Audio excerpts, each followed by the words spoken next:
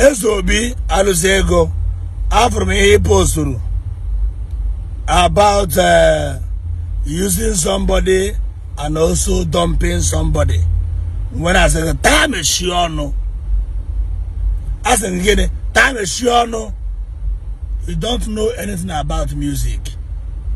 When you use eBay and when you again dump eBay, if you might be Google and if you might be Ibafa, focus and concentrate on Egwo or Ibafa.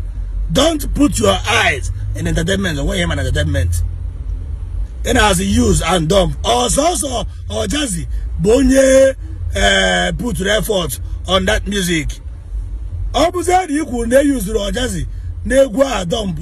What about the engineer? Rosary egu, when a beating, when a confirmed beat. Kcee egu. Came a go about a keyboard, come a go lead, come a go about a bass, came a hand backup, came a go ego, came a go up to a million we promote to ego. And they go entertainment, just will be make sure no when him an entertainment. Because they want to chase clouds. Because you not have opportunity, we don't get chase the clouds. That get the also but 500,000 fine. Everything you ready, okay, all the fine and good. I'm not condemning a goblin in your ojazzy. Managing bruise about that is ojazzy in the streets. Stop chasing cloud up and down. Bob don't jazz in the streets. If Bob down the streets in your platform, connect your domain, make promo with your money. Obere na agwo ogwo na aro kids na aro aro na agwo igba afa ebuta owoze ga ezuwe sagara social media na ndị egwu. It can make happen in entertainment. Can solve all their problem in T-Bono. Can wear the Ebo Yoma. Ezeobi with the Jago, you with a platform. Ezeobi in a TikTok. You have challenge the Egu. You will only a Guegu in a YouTube. I'm in a YouTube.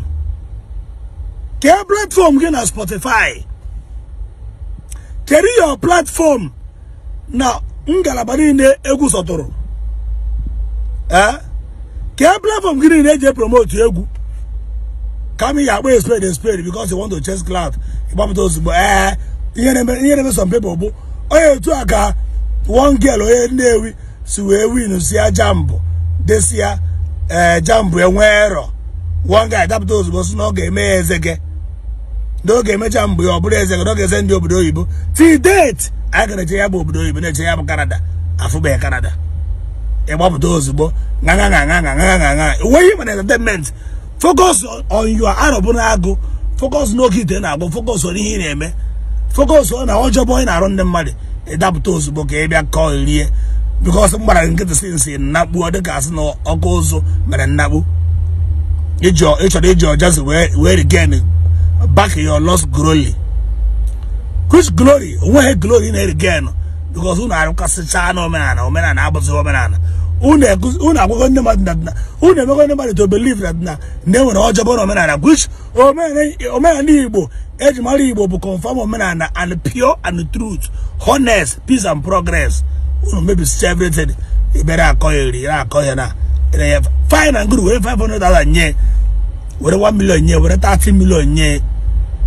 Or a welcome development.